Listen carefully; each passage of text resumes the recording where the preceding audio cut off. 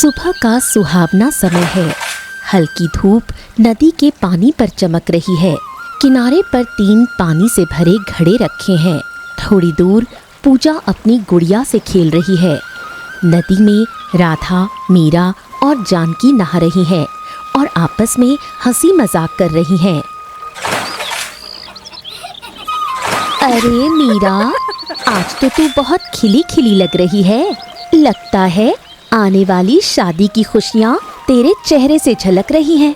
कहीं ऐसा तो नहीं कि हमें छोड़कर जाने की खुशी अभी से मनाने लगी। अरे राधा, ऐसी बात मत कर। मैं तुम्हें छोड़कर कहाँ जाने वाली हूँ। शादी तो हो जाएगी, लेकिन बचपन की दोस्ती थोड़ी बदलती है। तुम दोनों तो हमेशा मेरे दिल में सबसे करीब रहोगी। हमें सब पता है मीरा। शादी की बात आते ही तेरी आंखों में चमक आ जाती है। कहीं मन ही मन अपने होने वाले पति के बारे में सोचकर मुस्कुरा तो नहीं रही है ना? तुम दोनों भी ना बस मजाक उड़ाने का मौका ढूंढती रहती हो। अभी तो मुझे खुद नहीं पता कि शादी के बाद जिंदगी कैसी होगी, लेकिन तुम लोगों के बिना सब कुछ अधूरा लगेगा। अरे देखो तो सही, मीरा की छोटी बहन पूजा कितनी शांति से गुड़िया से खेल रही है। लगता है वो अपनी गुड़िया की भी शादी की तैयारी कर रही है, ठीक अपनी दीदी की तरह। मेरी प्यारी गुड़िया, आज से तू भी दुल्हन बनेगी। मैं तुझे सुंदर कपड़े पहनाऊंगी, बिल्कुल मेरी मीरा दीदी की तरह। फिर हम दोनों मिलकर खूब नाचेंगे और मिठाई खाएंगे। तीनों सहेलियां नदी में हंसते हुए नहा रही होती हैं। तभी दूर से मीरा के पिता रामू आते दिखाई देते हैं।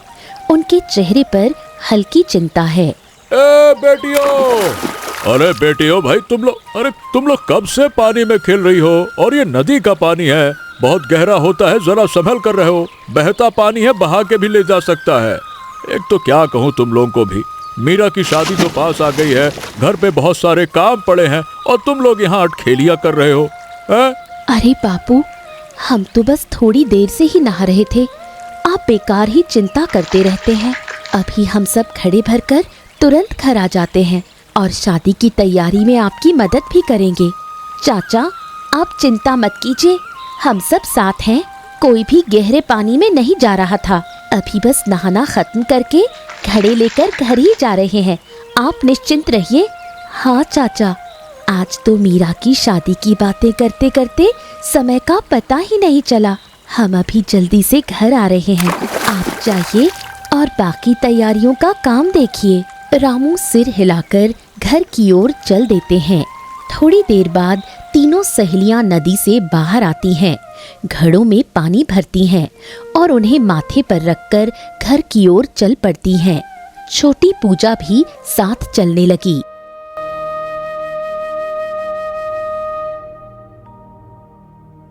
दीदी, जरा धीरे चलो ना, मेरे छोटे छोटे पैर हैं, मैं इतना तेज नहीं चल सकती। और मेरी गुड़िया भी साथ है, अगर गिर गई तो वो भी रोने लगेगी। रास्ते में अचानक सामने से गोविंद आता दिखाई दिया। वो अक्सर राधा को देखने के बहाने इसी रास्ते से गुजरता है। आहा, है, क्या बात है राधा, आज तो सुबह सुबह नदी से लौट रही हो। लगता है तुम लोगों की मस्ती अभी तक खत्म नहीं हुई है। वैसे तुम पर ये भीगा हुआ रूप बड़ा अच्छा लग रहा है। गोविंद, तुम हमेशा रास्ते में खड़े होकर ऐसी बातें क्यों करते हो? हमें घर जाना है और बहुत काम भी है। अच्छा होगा तुम अपने रास्ते जाओ और हमें भी जाने दो। अरे गोविंद, आज मीरा की शादी की तैयारियां शुरू होने वाली हैं, इसलिए हम सब जल्दी में हैं। अगर सच में मदद करनी है तो रास्ता छोड़ दो, वही सबसे बड़ी मदद होगी। चलो बहनों, देर मत करो, घर पहुंचकर माँ के साथ शादी की तैयारियां भी करनी है। अगर हम देर करेंगे तो बापू फिर से डांटने लगेंगे। तीनों सहेलियां घड़े माथे पर रखे आगे बढ़ जाती हैं। गोविंद चुपचाप राधा को जाते हुए देखता रह जाता है। थोड़ी देर बाद वो सब अपने अपने घर पहुंच जाती हैं। अगले दिन सुबह राधा और जानकी अपने सिर पर घास के बड़े गट्ठर लेकर जंगल के रास्ते गुजर रही हैं। उनके पीछे उनकी गाय धीरे धीरे चल रही है। राधा, एक बात पूछूं, तू बुरा तो नहीं मानेगी? गांव में सब कहते हैं कि गोविंद तुझसे बहुत प्यार करता है। मुझे तो लगता है उसके जैसा अच्छा लड़का तुझे कहीं नहीं मिलेगा। जानकी, मैं जानती हूँ गोविंद मुझे चाहता है, लेकिन मेरे शौक बहुत ऊंचे हैं। मैं साधारण जिंदगी नहीं चाहती। जो मुझे अच्छे कपड़े और सुंदर गहनों से सजा सके वही मेरे लायक होगा। राधा, इतना लालच अच्छा नहीं होता। इंसान का दिल और उसका स्वभाव ज्यादा कीमती होता है। गोविंद मेहनती भी है और सीधा भी। वो तुझे सच में खुश रख सकता है। दोनों बातें करते हुए आगे बढ़ गई। तभी रास्ते के मोड़ पर अचानक गोविंद सामने आकर खड़ा हो गया और दोनों को रोक लिया। राधा, मेरी बात सुनो। आज मैं तुमसे ना साफ साफ अपने दिल की बात कहना चाहता हूँ। देखो, मैं बहुत समय से तुम्हें चाहता हूँ और मैं तुमसे शादी करना चाहता हूँ। अगर तुम साथ दो तो मैं सारी जिंदगी तुम्हें खुश रखूंगा। बस तुम हाँ कहो एक बार। ए राधा। गोविंद, तुम्हारी बात सुनकर अच्छा लगा, लेकिन मैं अपने मन की बात छिपाऊंगी नहीं। अगर तुम मुझे ढेर सारे सुंदर गहनों से सजा सकते हो तभी मैं तुम्हारे साथ शादी के बारे में सोचूंगी। तुम्हें बताऊं, मेरे पिताजी तो अब इस दुनिया में रहे नहीं, लेकिन उन्होंने अपने जीवन में बहुत से गहने संभाल के जरूर रखे थे और वो सारे गहने मेरे पास हैं। इसलिए तुम गहनों की चिंता तो बिल्कुल मत करो। हाँ, अगर सच में तुम्हारे पास इतने गहने हैं और तुम मुझे रानी की तरह सजा सकते हो तो फिर मुझे कोई आपत्ति नहीं। मैं तुम्हारे साथ शादी करने के लिए तैयार हूँ। राधा, तुमने इतनी जल्दी फैसला कर लिया। मुझे बस यही उम्मीद है कि तुम दोनों का साथ सच्चे प्यार और समझ से भरा रहेगा, तभी जीवन सच में सुखी बनता है। राधा हल्की मुस्कान के साथ आगे बढ़ गई। गोविंद उसे जाते हुए खुशी से देखता रहा, जबकि जानकी के मन में हल्की चिंता बनी हुई थी। रात का समय है। पूरा गांव गहरी नींद में सोया हुआ है। चारों ओर सन्नाटा छाया है। इसी बीच चुपके से एक चोर मीरा के घर में घुस जाता है। चोर धीरे धीरे घर के अंदर रखी संदूक खोलता है। उसमें रखे सारे गहने और सालों की जमा की हुई पूंजी निकालकर एक गठरी में बांध लेता है और अंधेरे में भाग जाता है। सुबह होते ही घर में हलचल मच जाती है। संदूक खाली देखकर रामू के पैरों तले जमीन खिसक जाती है। वो आंगन में बैठकर सिर पकड़कर रोने लगा। हे भगवान, ये क्या हो गया मेरे साथ? मेरी जिंदगी भर की जमा की हुई पूंजी कोई चुरा ले गया। अब मैं अपनी बेटी मीरा की शादी कैसे करूंगा? किससे मदद मांगूंगा?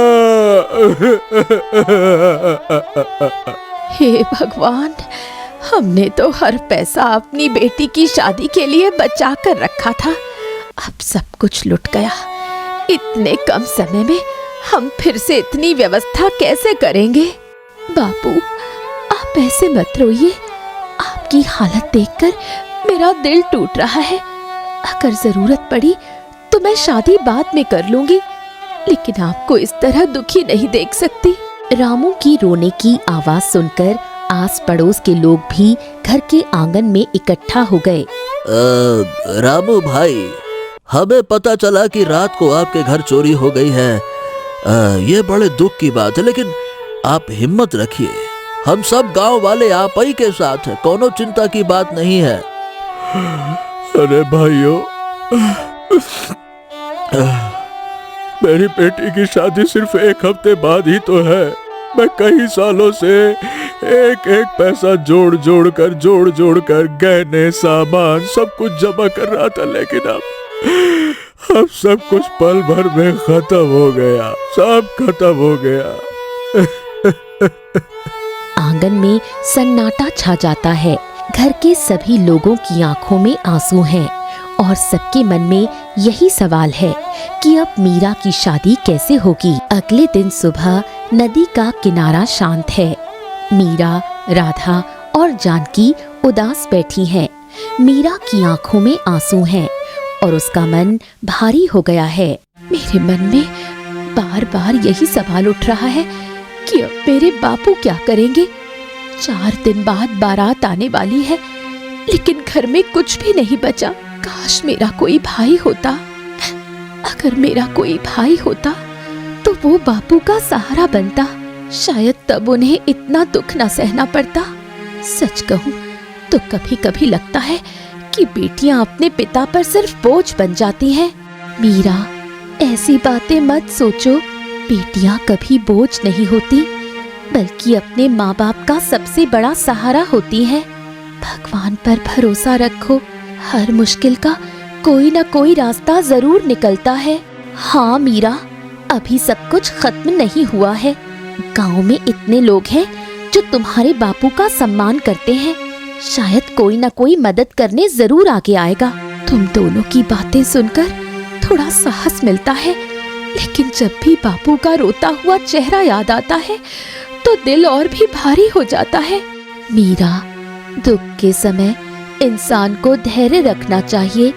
भगवान देर से सही लेकिन न्याय जरूर करते हैं। हो सकता है आने वाले दिनों में कोई ऐसा रास्ता मिल जाए जिसकी हमने कभी कल्पना भी ना की हो।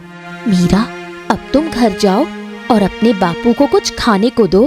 भूखे रहने से कोई परेशानी हल नहीं होती। अगर तुम ही टूट जाओगी तो तुम्हारे बापू को संभालने वाला कौन रहेगा। तुम ठीक कहती हो राधा। मैं अभी घर जाकर बापू को संभालने की कोशिश करती हूँ। भगवान से यही प्रार्थना करूंगी कि कोई रास्ता निकल आए और हमारे घर की ये मुसीबत दूर हो जाए। मीरा धीरे धीरे आंसू पोंछते हुए घर की ओर चली गई। नदी किनारे अब राधा और जानकी ही खड़ी थी। तभी सामने से गोविंद आता दिखाई दिया।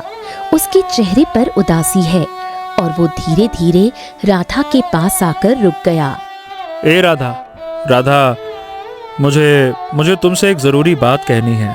देखो, बात यह है कि मुझे माफ़ कर देना, लेकिन मैं तुमसे शादी नहीं कर सकता। मैं जल्द ही शहर जाने का फैसला कर चुका हूँ। जानकी, देखा तुमने, मैंने पहले ही कहा था कि आजकल कोई भी आदमी सीधा और सच्चा नहीं होता। जरूर शहर में इसे कोई अमीर और सुंदर लड़की मिल गई होगी। गोविंद, तुम जैसे लोग सिर्फ मीठी बातें करना जानते हैं। जब जिम्मेदारी निभाने का समय आता है तो बहाने बनाकर पीछे हट जाते हैं। अच्छा हुआ तुम्हारी सच्चाई समय रहते सामने आ गई। राधा, इतना गुस्सा मत करो। शायद गोविंद की भी कोई मजबूरी हो सकती है। पहले उसकी पूरी बात सुन लेनी चाहिए, उसके बाद ही कोई फैसला करना ठीक होगा। नहीं जानकी, मुझे किसी की सफाई की जरूरत नहीं है। जिसने दिल से रिश्ता बनाया होता है वो इतनी आसानी से उसे नहीं तोड़ता। अब मैं इसकी एक भी बात सुनना नहीं चाहती। गोविंद चुपचाप खड़ा रहा। वो कुछ कहना चाहता था, लेकिन राधा की नाराजगी देखकर चुप रह गया। राधा गुस्से में जानकी का हाथ पकड़कर वहां से चली गई। गोविंद अकेला खड़ा उन्हें दूर जाते हुए देखता रहा। मीरा धीरे धीरे घर पहुंची। आंगन में सन्नाटा है। वो अंदर कमरे में गई और देखती है कि रामू और रागिनी पलंग पर बैठे हैं। उनके सामने गहने और रुपयों की थैली रखी है। बाबू, ये सब क्या है? क्या हमारे चोरी हुए गहने और पैसे वापस मिल गए? मैं तो समझ ही नहीं पा रही कि ये सब अचानक हमारे घर में कैसे आ गया। बेटी, ऐसा ही समझ लो कि भगवान ने हमारी सुन ली है। तुमको पता है, अभी थोड़ी देर पहले एक युवक आया था जिसने खुद को तुम्हारा भाई बताया और ये सब हमारी मदद के लिए दे गया है वो। हमने बहुत मना किया कि हम किसी से इतनी बड़ी मदद नहीं ले सकते, लेकिन वो बार बार कहता रहा कि इसे मेरी बहन की शादी का उपहार समझिए और चिंता बिल्कुल मत कीजिए। मेरा भाई बनकर आया था, लेकिन वो कौन था बापू? क्या आपने उसका नाम पूछा? मैं तो उसे धन्यवाद भी कहना चाहती हूँ, जिसने हमारे दुख के समय इतनी बड़ी मदद की। मेरा बेटा, मैंने उसका नाम पूछने की कोशिश की थी, लेकिन उसने मुस्कुराकर मना कर दिया। उसने कहा कि अभी उसका नाम मत पूछिए, बस इसे अपनी बेटी की शादी के लिए भगवान की मदद समझ लीजिए। बेटा, उस युवक ने यह भी कहा कि कल वो तुम्हारी शादी में जरूर आएगा। तब तक उसके नाम को एक छोटा सा सरप्राइज रहने दीजिए। यही उसकी इच्छा थी। मैंने कहा ठीक है। सच में बापू, वो कोई इंसान नहीं बल्कि भगवान का भेजा हुआ फरिश्ता लगता है, जिसने हमारे दुख के समय बिना नाम बताए इतनी बड़ी मदद कर दी। मीरा की आंखों में खुशी और आश्चर्य दोनों हैं। घर का माहौल फिर से उम्मीद से भर जाता है, लेकिन उस अनजान मददगार का रहस्य अभी भी सबके मन में बना हुआ है।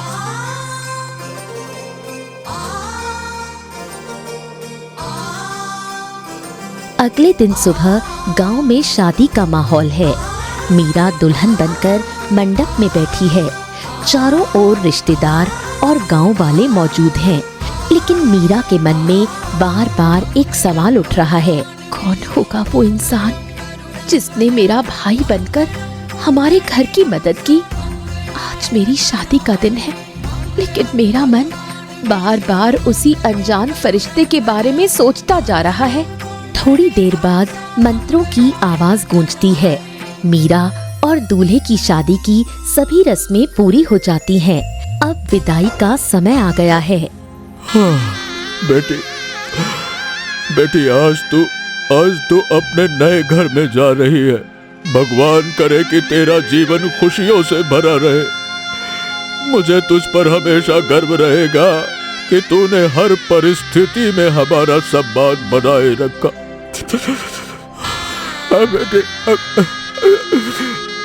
बापू, मैं आपको छोड़कर तो जा रही हूँ, लेकिन मेरा दिल यही रहेगा। आप अपना ख्याल रखिएगा और समय पर खाना भी खाइएगा, क्योंकि अब आपको याद दिलाने के लिए मैं पास नहीं रहूंगी। मीरा अपनी दोनों सहेलियों राधा और जानकी के पास जाती है। उसकी आंखों से आंसू लगातार बह रहे हैं।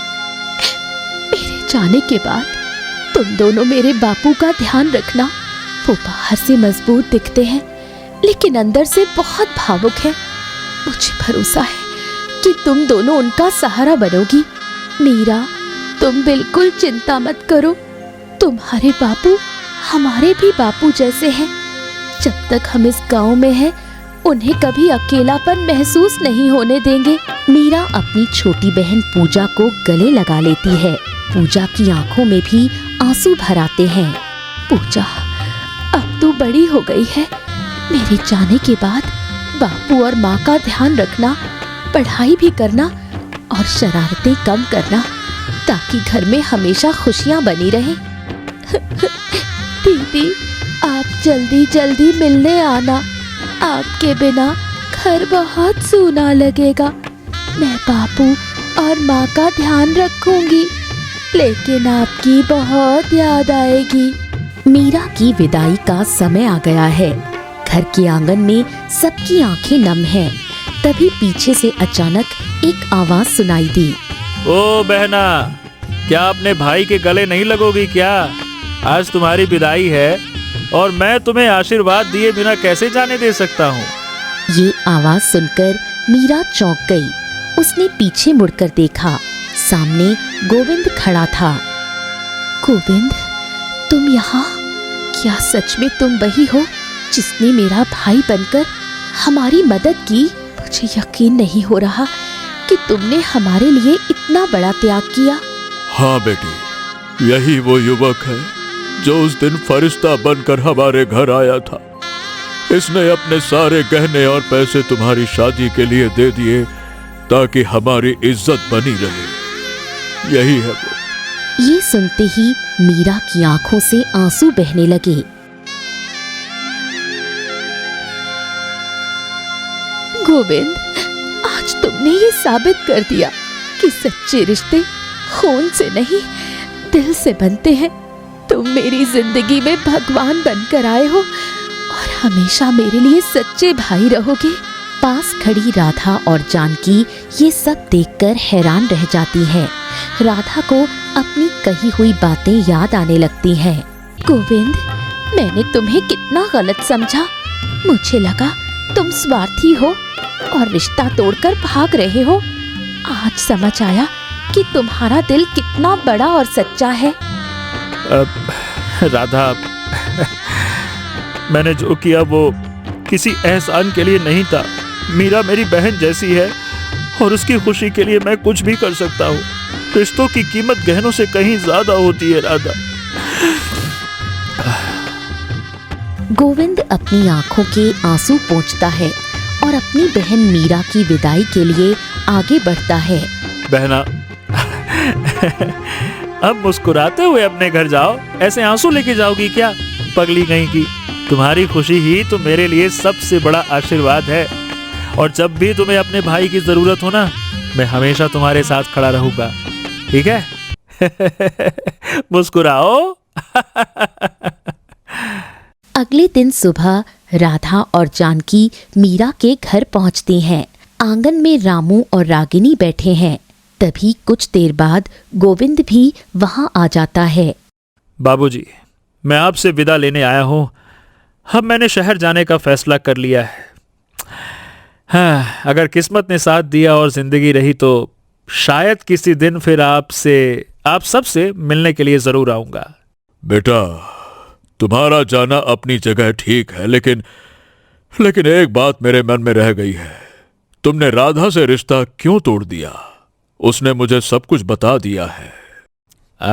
बाबूजी, मैं शहर किसी दूसरी लड़की से शादी करने नहीं जा रहा।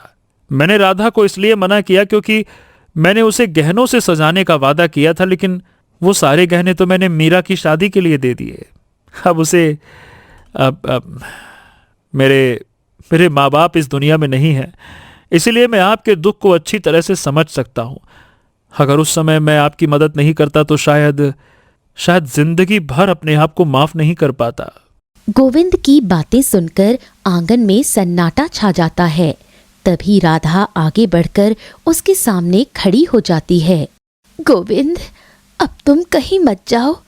आज मुझे समझ आ गया है कि सच्चा गहना सोना चांदी नहीं बल्कि इंसान का दिल होता है।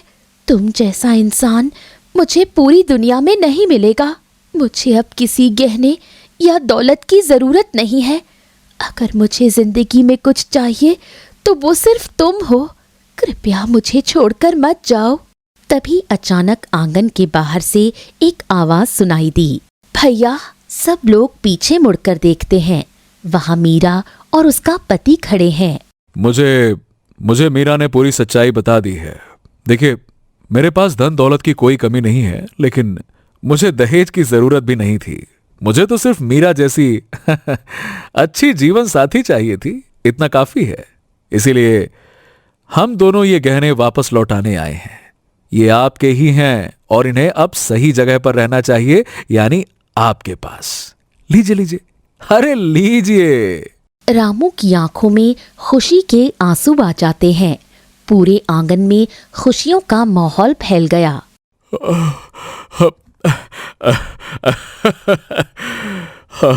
आज मुझे लगता है कि भगवान ने सच में मेरी बेटी को नहीं बल्कि पूरे परिवार को खुशियां दे दी है। तुम सब ने मिलकर इंसानियत की सबसे बड़ी मिसाल पेश की है।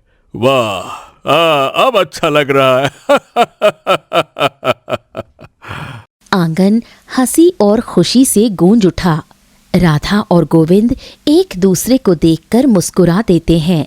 उस दिन सबको समझ आ जाता है कि सच्चा गहना इंसान का अच्छा दिल होता है।